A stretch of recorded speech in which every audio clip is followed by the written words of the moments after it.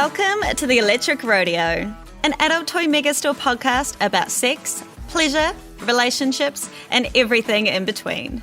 I'm your host, Emma Hewitt, a sex educator and sex toy enthusiast. Every episode, I take a deep dive into a fascinating new topic, talk to experts, and answer common sex questions. Because sex is normal, messy, pleasurable, intimidating, and a hell of a lot of fun. Let's take a ride. Not being a sex educator or a sexologist, like just some geeky gay from Sydney who wanted to know more about sex has suddenly found himself in this position. You know, sometimes it's a bit weird to talk to your friends about it, you know? And so maybe messaging a stranger with a mullet on Instagram is just the right touch point for you. And look, the answer is always go to the doctor. I'm searching the web to find out if the internet can help me be good in bed. And I'm chatting to someone who knows a thing or two about searching for sex tips on the internet.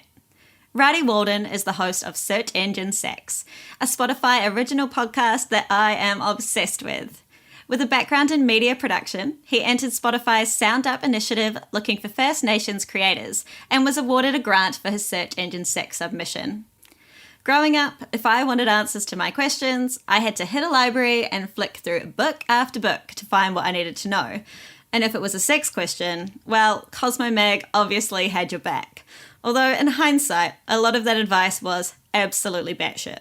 Like eating a donut off of a penis or sticking a finger up your partner's butt without any warning.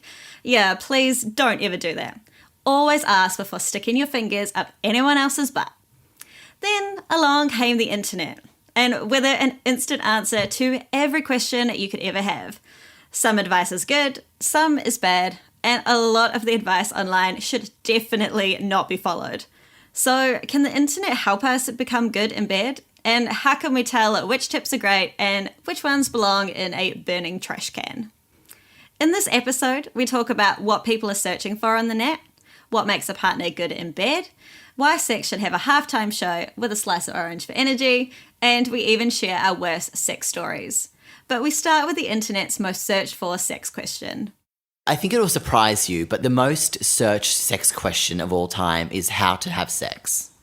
That does surprise me. And I think it surprised me because I think for a long time, and especially through my sex education, I thought that sex was maybe biological. Like I thought that when push came to shove, we all kind of knew the ins and outs, you know, the basics of what to do.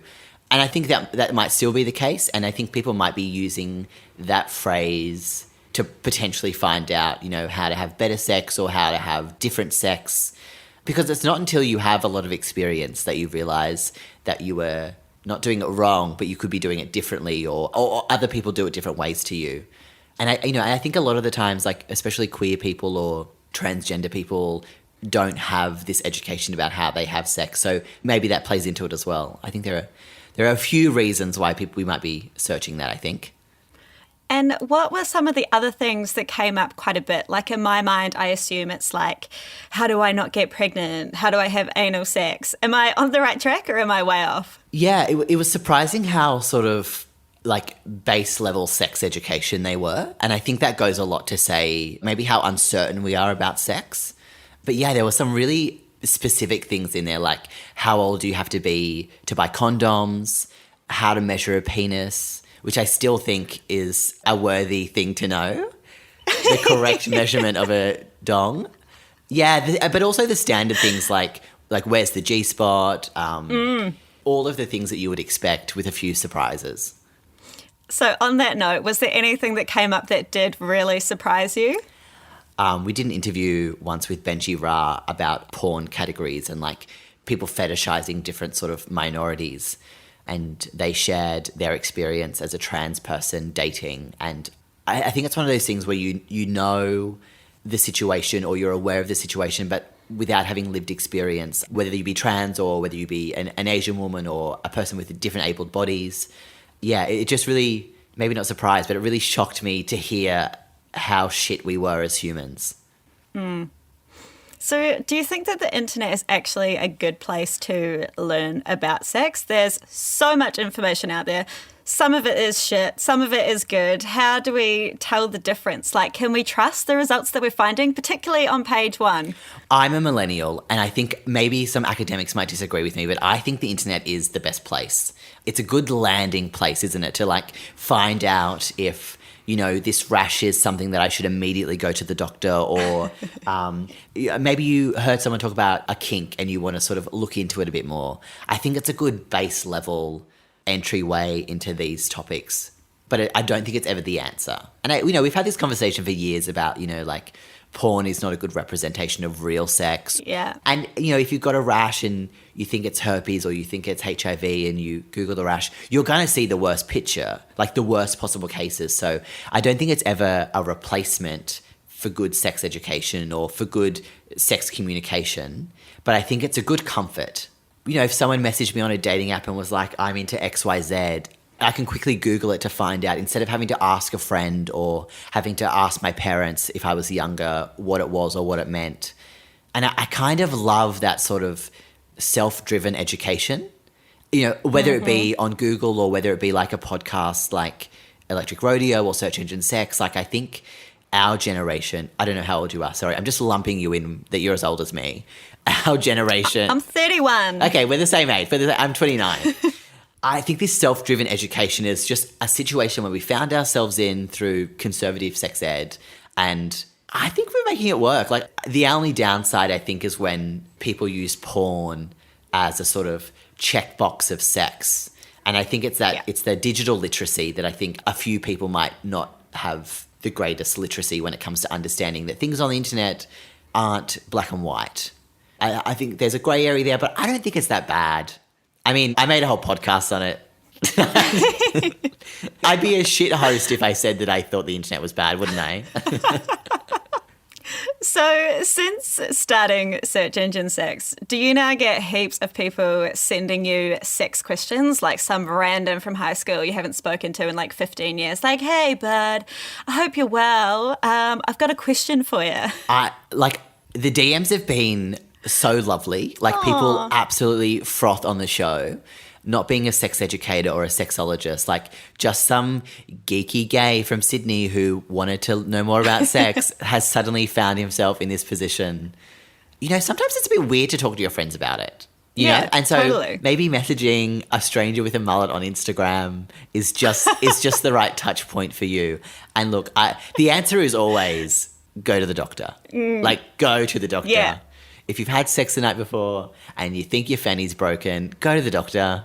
Like, I also think it's made me more sexually confident because I'm like, oh, well, not that I have to be, but it's like, oh, well, if everyone else is talking about it, I can talk about it freely, I think the most embarrassing bit was one day I was in the car with my brother and he was like, oh, the podcast is going well, isn't it? And I was like, yeah.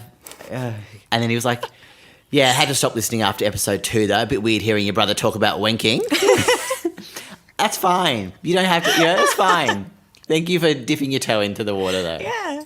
He tried. He tried to support you. He tried. That's all I can ask. It's all I can ask. Exactly. I mean, I wouldn't want to hear him talk about wanking either. So, two-way street. Exactly. Now, Rowdie, I assume that a lot of what people are asking or searching for is because they want good sex. So did you actually ever learn about how to have good sex in your school or any of your kind of like early learning and education? Or was it strictly focused on safe sex or none at all? Oh my God, it was like anatomy and then fear-mongering. It's just like, label the body parts of the genitals. Here's a video about 2 people having sex. Next minute, they've got a kid. Wear a condom. Like, hold up. Where's the juice? Where's the flavour? Like, where's the licking genitals? Where's the kissing buttholes? Like, nothing about pleasure. And I think that's maybe why Search Engine Sex found an audience. I think it gets labelled as a sex education podcast, but it's really just like a sex conversation podcast. Even if when you go to the doctor, right, they ask you about your sexual history, but it seems very clinical and very yucky. Yeah. Also, no one ever taught me that I could have sex with my friends. True. Why do I have to be married to them? That is a great point. I can have sex with my friends. Yeah, you can.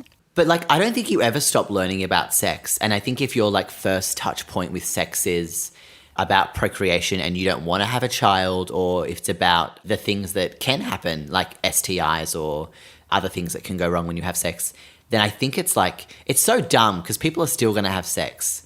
So why not make it a positive experience? Mm-hmm. Also, most of the kids in class by that stage have already done it. Exactly. Not me. I was a late bloomer. I was too, actually. Really? Yeah, I was. Maybe it's all the late bloomers that now are so horny they have sex podcasts. Yeah, we get obsessed a bit later in life, eh? So, what was the last thing that you searched for on the internet to do with sex?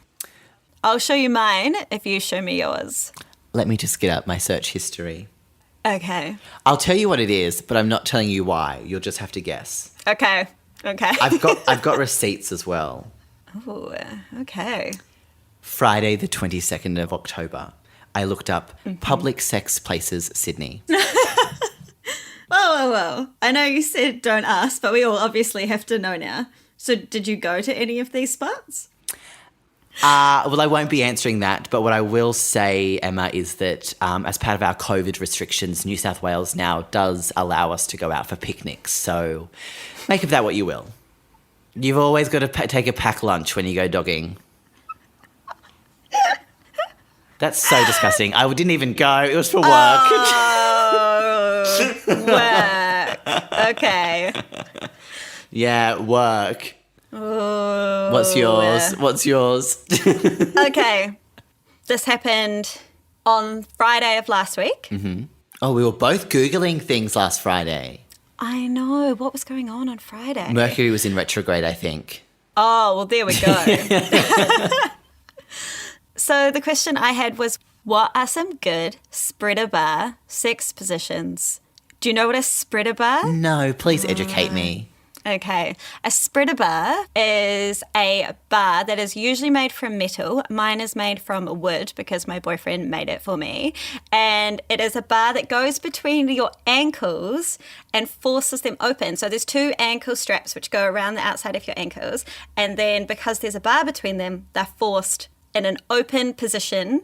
So you cannot close them. Like one of those colonial, they put the head and the Exactly. arms through. Yes. Them. Wow. He made it. That's a loving gesture. It is a loving gesture, isn't it? Also it's very beautiful. hot. Very hot. Yeah, agreed. Okay. What were the best positions? There were a lot of like... Face down. Yeah, but then you get quite stuck in there. Yeah. Everyone suggested that. The other one is like on your back with your legs like way up in the air is quite fun because, you know, they really get quite far back. If you can sort of hold yourself up on something, then even just standing can be quite a bit of fun. Wow. Okay, that's interesting. I need to find someone that's a woodworker. Pardon the pun. I'm going to have to go look up spreader bars now. You've got me intrigued. Dude, they're very fun. Highly recommend. I'll report back. Okay. So now that we're talking about our own personal experiences, what do you think makes someone great in bed? Okay, I've thought long and hard about this. Mm-hmm. Do you know Flex Mummy? Yes. Yeah, of course you know her. She's the podcaster and she's on Instagram, the DJ. Like, she's amazing. So good. I came across one of her conversation cards and it says, is the way we give love determined by the way we've been loved in the past? And I couldn't help but think about sex in this instance. And obviously love is very different to sex. But I think that this is where the conversation around good and bad sex starts.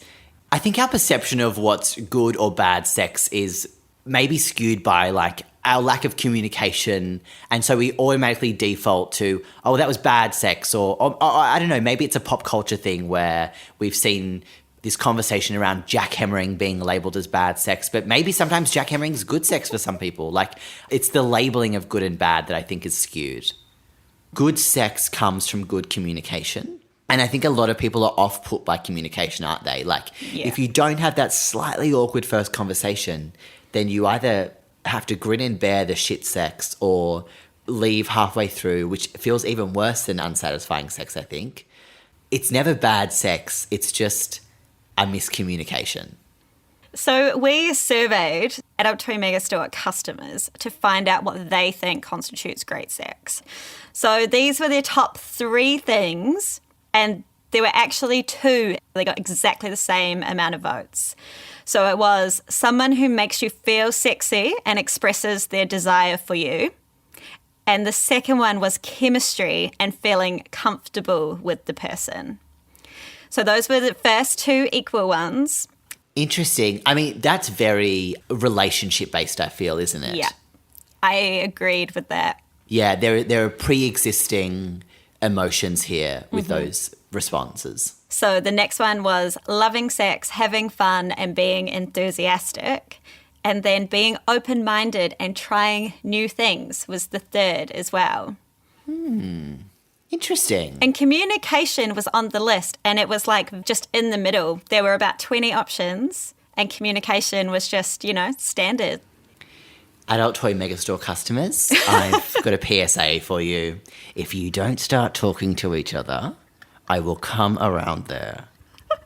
Honestly, I think the first, if I'm honest, I think they're all a bit like, like I'm not having sex with someone if I don't have chemistry with them.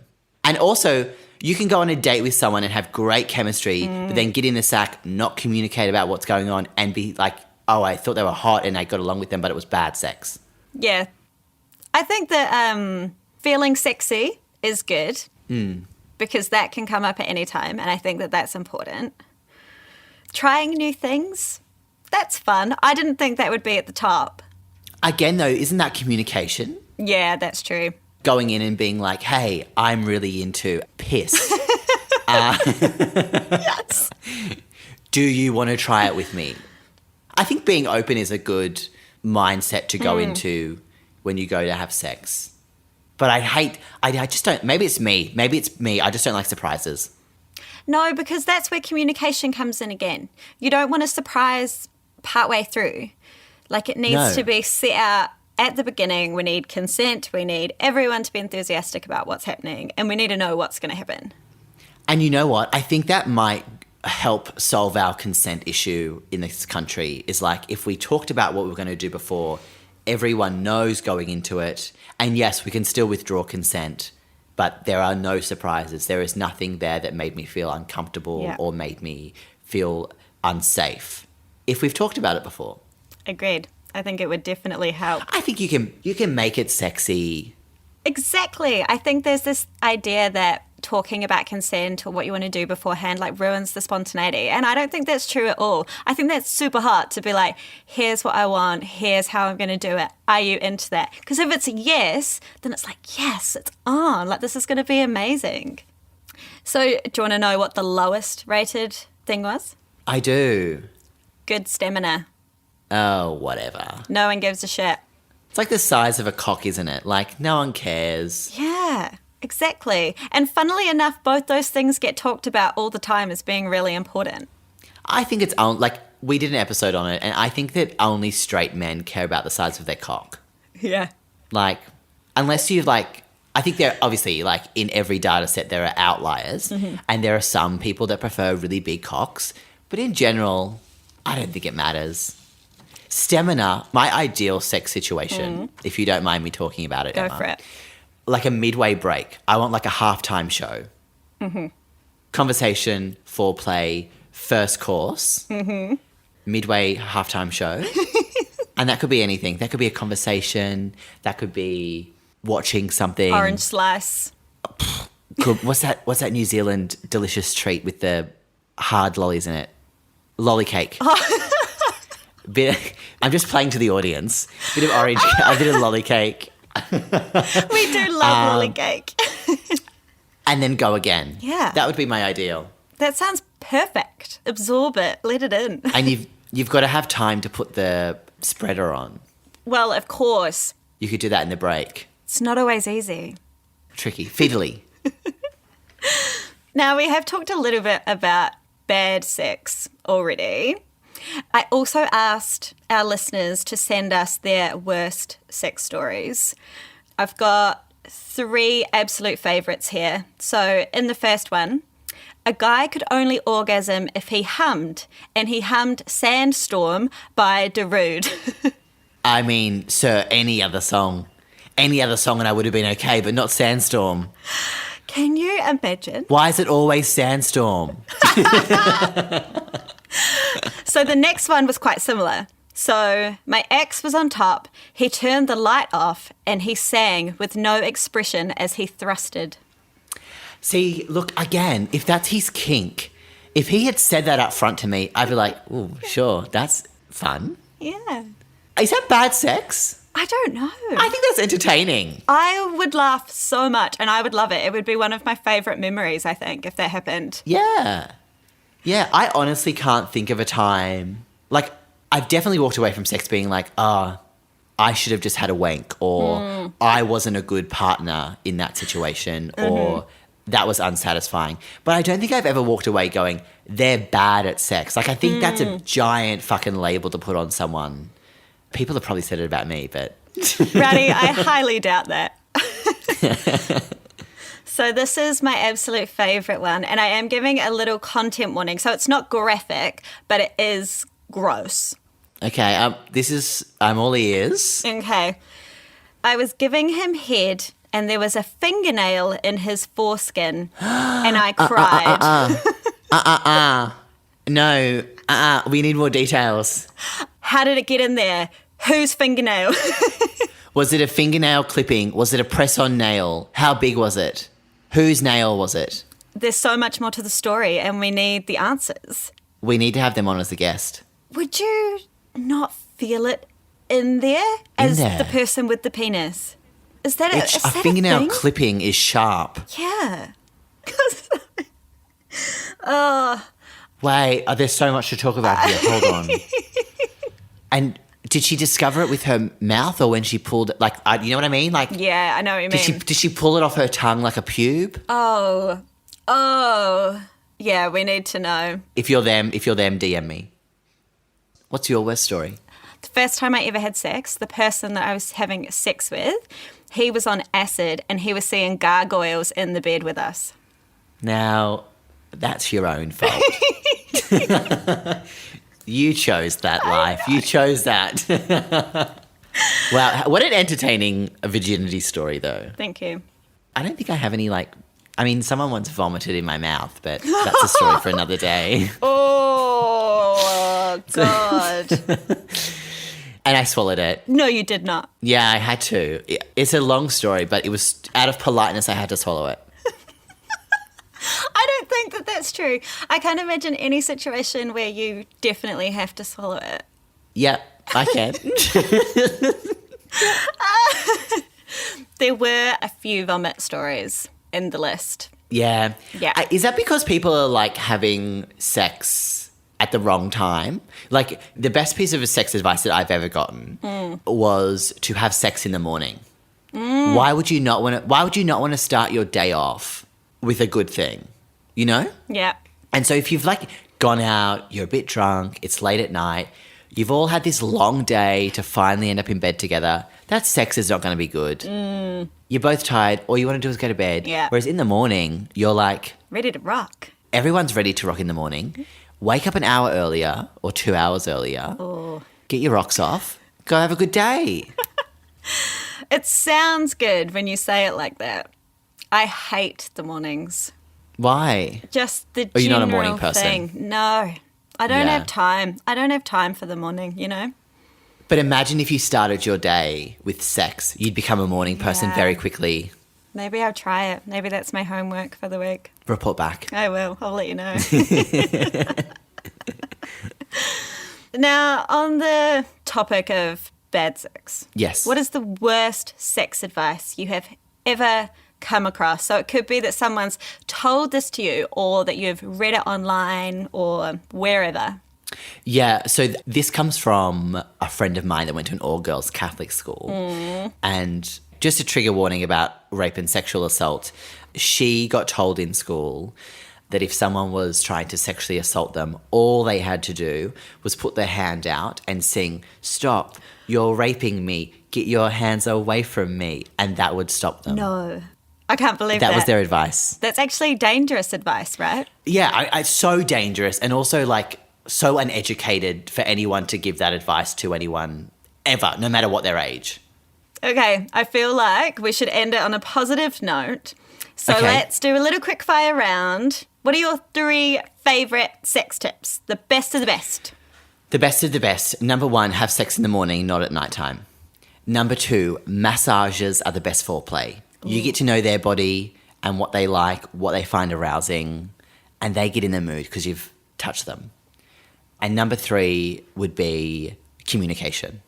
Actually, they're not in the right order, but they're my top 3. So what are they in order then? Well, I think communication should move to the top. So then it would be communication number 1, massages are the best foreplay, and sex in the morning. So mine is communication, even if it's hard, even if it makes you feel uncomfortable. You just got to do it. All the difference. My other one is lube on everything, lube all the time, every kind of lube for all the different purposes that you need it for. Even when you think you don't need it, you need it. Exactly. And it just makes everything better. Like, it's so good. 3, sex is meant to be fun, so don't get too worked up about it. Enjoy it. Laugh if it goes bad. It's just sex. You can do it again. That's the best thing. Yes. If it was bad, just do it again. Yeah. Have another go. They won't mind. They'll love it, actually. Exactly. Rowdie, thank you so much for joining us today. That was a great chat. I've learned a lot from you about how to have good sex. I mean, if you've learned that from me, I feel sorry for you, but also I feel so blessed for being on the Electric Rodeo podcast. Thank you for having me.